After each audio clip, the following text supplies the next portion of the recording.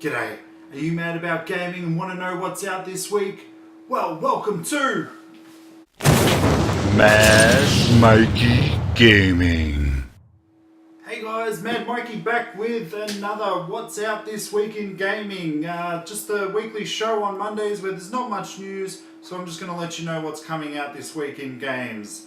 And don't forget, if you do like the content that we're putting out here, don't forget to give us a nice like button, press as well as the subscribe, tell your friends about it, and yeah, let's get on with today's gaming news. So, first up this week we have Attack on Titan, Wings of Freedom, which is coming out on PC, PS3, PS4, Vita and Xbox One. PS Blog states it as the international hit anime Attack on Titans is coming to PlayStation. Battle is joined between the man-eating titans and Eren and his companions. Experience the illusion of being in the anime and controlling the flow of the story.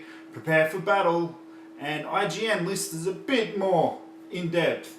Attack on Titan's Wings of Freedom follows the riveting storyline of Attack on Titan's first season and focuses on the exploits of various key characters, putting the player in a position to relive the anime's most shocking, courageous, and exhilarating moments. It revolves around the story of three young people who survive the destruction of the walled city district by enormous man-eating titans and eventually go on to join the scout regiment in order to protect humanity from this overpowering foe. So, that actually sounds pretty interesting to me, and so, from some of the pictures and the trailers and whatnot, I don't know if I'll jump in and get it straight away, but it does look pretty cool. Next up this week we do have World of Warcraft Legion, the latest expansion to the World of Warcraft universe.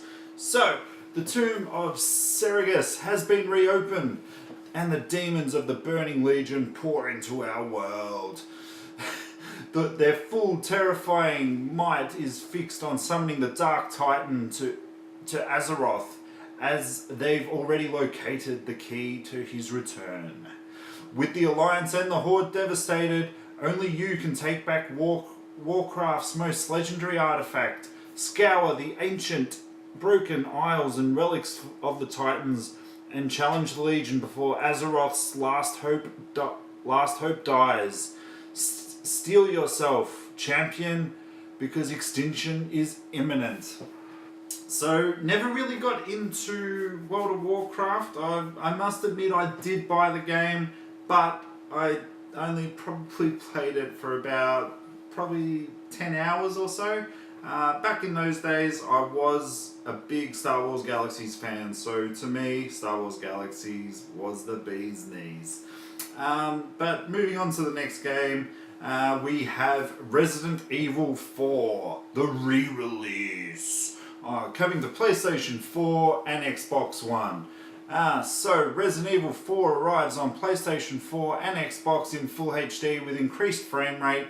This revolutionary masterpiece represented a turning point for a series as it brought the gameplay into third-person over-the-shoulder perspective for the first time.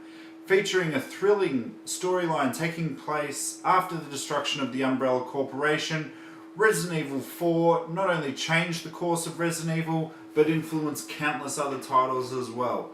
So, this game has started on the GameCube, been ported to PlayStation 2, PC. I don't think it went onto the original Xbox. No, it didn't. It came out on Xbox 360. They made a HD one on PC.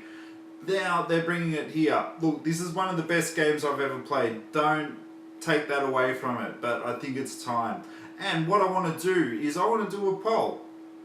What is the best reason or best HD remake of a game that you have ever played? And do you really think that we need them? Resident Evil 4 is obviously pushing it again. I just don't know how many times they can milk this cow. But it's obviously at least one more time. And we have next up the Turing Test, which is coming out to PC and Xbox One. The Turing Test is a first-person puzzler from the developers of Phonoma, Breath of Life. that explores the phenomenon of consciousness and challenges the meaning of human intuition. Take control of Ava Turing, an engineer of the International Space Agency, and progress through the narrated story in introspection and morality whilst uncovering the hidden memories of Europia. Delve into Turing tests, human interaction puzzles, and arm yourself with logical and methodical thinking. Now, I haven't seen or heard much on this, but if you've played the previous title, then obviously you'll know what you're getting into on this game. The graphics look really cool, so look, might be worth a check out. Obviously, if there's demos out there, let's have a look at that one. And next up, we have not really a new release game, but it is The Witcher 3: The Wild Hunt Complete Edition, which is coming out on PC, PS4, Xbox One. Now, become the monster slayer for hire and embark on an epic journey to track down the Child of Prophecy, a living weapon capable of untold destruction. The complete edition includes all of The Witcher 3 Wild Hunt and all of the 16 free DLC packs, the 2 expansion packs, Hearts of Stone and Blood of Wine. Now, this is, in my opinion, the best game of this generation. I think it's better than, say, your Uncharted 4, just purely on the fact that this has got hours of game. But it is not... I don't think that these like Game of the Years and complete editions are really there for the fans, because for me, I've actually got all these games. So it's not really sort of set for people that are the biggest of fans. Like, I've got the collector's edition, I got the big one. I actually re-bought it on PlayStation 4 when they had a sale, just obviously because the collector's edition of the DLC packs or the expansion packs that came with the Gwent cards and everything was only on PlayStation 4 and PC. Now, I actually bought mine on the Xbox One, so whilst I bought the season pass on the Xbox One as well, to get those collector's edition, I had to actually go out and buy a different game, and I've also bought it on PC just to see if my PC could run it. That's the reason. But yeah, look, take it as what it is with that. And also for us big open world gamers, Fallout 4 Nuka-World, the DLC, is coming out this week. I believe it is the final in the expansion pack and the season pass. Now, Fallout 4 Nuka-World. Take a trip into Nuka-World, a vast amusement park, now a lawless city of raiders. Explore the new region with an open wasteland of Park Zone like Safari Adventure, Dry Rock Gulch, Kitty Kingdom, and Galactic Zone. Lead the lethal gangs of raiders and use them to conquer settlements, bending the Commonwealth to your will. Nuka-World features new quests, raiders, weapons, creatures and more. Enjoy the ride. Now, I have a very love-hate relationship with the Fallout games. I love to buy them. I hate to actually play them. I've tried to play it for the second time around again, but just new games come in and take my attention away from it. I need to really invest myself in a game and fall in with that. And whilst it does grab me, it's just new games come all the time. So I really need to actually just sit down and just turn my phone off, put it away, and just sit down and concentrate on this game. Because the last time I did it, I was really getting into it. But then Metal Gear Solid came out, and I think the last time that I tried it, it was Uncharted 4. So they're games that can really just, I can just plow through them. It's a very sort of narrow. But with just walking around in Fallout, it is phenomenal and it is very petrifying as well. Next up, we have The Final Station, which is coming to Xbox One, PlayStation 4, PC, Mac, and Linux. Now, travel by train through the world. Look after your passengers, keep the train operational, and make sure you can always reach the next station. Make your way through swarms of infested at each stop. Explore mysterious and abandoned stations, looking for supplies and survivors. The world is over, but it's not quite for you, at least not yet. Now that you've got 1,000 tons of locomotives at your disposals, you've got the definite advantage over the zombie hordes. This is final station. The real question is whether or not you'll help the survivors get to their destinations or let them die and loot their bodies. Sometimes people could be more trouble than what they're worth. Ain't that the truth? Now, when I saw this game and read the description about it, I was like, wow, this actually sounds really, really cool. And if you know me, I'm not the biggest fan of pixel art games, 16-bit, 8-bit games being on my expensive HD console. But this game really looks good, and judging by the trailers and the pictures and the descriptions, and not knowing anything about this game, I want this game, I'm going to buy it. Watch out for me playing it on Xbox. And next up we have God Eater 2 Rage Burst. Now this is coming out on the PlayStation 4, Vita and PC. 3 years after the events of God Eater Resurrection, a mysterious red rain sparks a fatal pandemic called the Black Plague. While there is no established cure, the scourge has mortality rate of 100% since infected.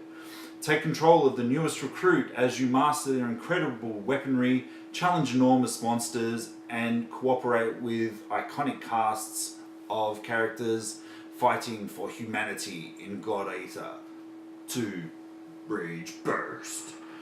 Now, and again, this is another sort of anime-looking inspired game that's really sort of jumped out at me. I do like the look of this game. I'll be probably 50-50. Between that and the other one, I think I'll wait and see reviews and sort of see where I stand on that. I'm not the biggest on that. And also now, coming out is the from what I understand, it's a very long-running series. We have Hatsune, Miku, Diva, 10 or X, whatever you want to call it, coming out to the PlayStation 4 and the Vita. Digital singer Hatsune Miku is back and she's ready to tear up the stage in the singing and dancing game Hatsune Miku Project Diva X. Players help Miku and her friends sing and dance their way through 5 clouds that comprise their world. Each cloud has its own unique aura: classic, cool, cute, elegant, and quirky. So this game, I know that I see it all the time on the Vita and whatnot when I'm looking to see if I can find a rare little gem on there. This one keeps popping up. So obviously it must sell like hotcakes. So it is coming out on the PlayStation 4 as well. Don't think it's really my cup of tea. I did get Persona 4 Dance All Night. I was having fun with that, so maybe, I don't know, but definitely not my cup of tea. But it's really good to see the Vita getting a lot of love this week. It is pretty cool. Alright, and last but not least, we have Axiom Verge coming out on the Wii U. Axiom Verge is a retro-styled 2D game focused on unusual weaponry, exploration of a maze-like infested world. You play as Trance, a relatively normal, if quirky, guy who suffers a near-fatal injury, after which he wakes up in a strange, unsettling new world that's both high-tech and incredibly ancient. Why is he here? Where are the world's inhabitants? And what is the mysterious force that seems intent on ending his life? So, this has actually already come out on PlayStation 4 and the PS Vita, so it will probably be right at home on the Wii U. And again, it's good to see the Wii U getting a game. I've heard a lot of really good things about this game, so I might actually pick this one up. Obviously the Wii U needs some love these days. So guys, that's it for this week in gaming. There are a lot of other games, but these are the real big standouts that I want to share with you guys. So again, check out all the social media below, and guys, let us know what you think in the comments below also, and have yourself a good game week with whatever you're playing. Also, let me know what you are playing. Guys, peace!